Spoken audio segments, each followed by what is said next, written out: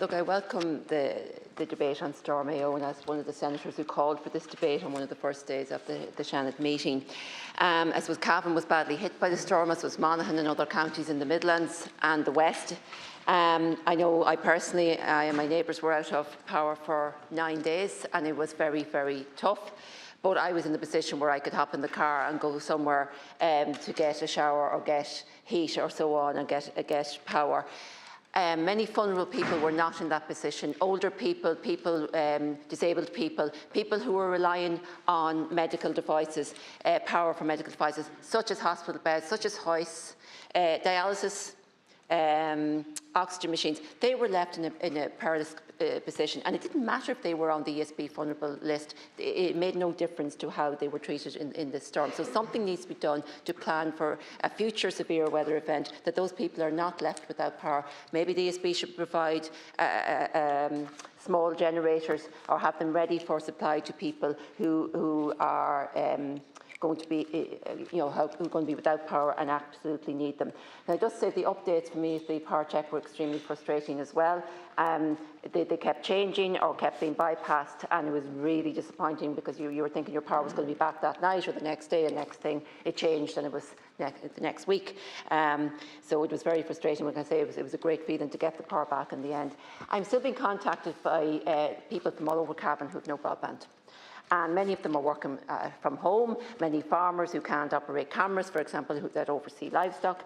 And the biggest frustration for them is the lack of communication from the communication companies. And that's something that needs to be dealt with. So they're trying to contact them to get an update on when the broadband will be restored. They're over a month without it now, and they can't get through, or there's no response or no indication. So I really do think that the broadband companies, whether it's fibre or else, that they need to up their game big time, because they are weren't prepared to address the problems, and we're very, I feel, quite relaxed about the whole thing, about addressing the issues there.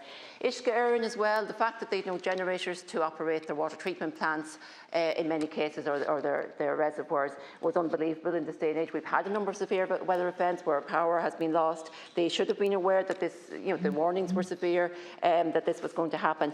And also, it would have been pointed out to me that in the aftermath of Storm Dara, there were water tankers placed in many towns and villages very, very quickly for people who were affected by loss of water.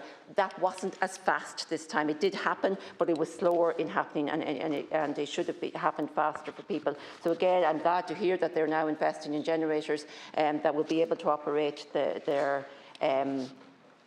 reservoirs and their water plants for going forward. I would call for the humanitarian assistance scheme to be expanded to businesses and farms and to community and voluntary groups and sporting organisations that have been affected by the storm, especially where insurance won't cover the loss of income for businesses and damages, because people had to invest in generators, and there was an element of price gouging by some retailers on generators too, which was very, very disappointing to see they were taking advantage of people's disadvantage. But generators cost money to operate as well, so where people had them, they were costing a lot in fuel, and people ended up having to eat out as well, because they got fed up having to try and cook on a small camping stove or one ring of cookers. So there's a lot of people out of pocket, and I think that needs to be addressed. It is essential that the cost of the storm is not borne by the ESB customers, as was threatened by the head of the ESB. The ESB is a company that made huge profits last year. There was 898 million.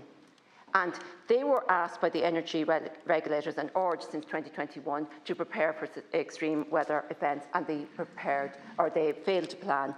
And so this is on them. I do not think it should be borne by the customers. That is not to take away from the ESB crews on the ground, because I'm telling you, they worked night and day to assess and address the damage. And you have to commend them, as I have to commend the community spirit that was shown by many in the community, setting up community hubs, or even just neighbours helping out neighbours. If somebody's power was restored and they had a generator, they were so quick to offer it to somebody else who didn't. So I want to commend all of those for their generosity of spirit in the community, and for the crews who worked tirelessly on the ground. Thank you. Shandor.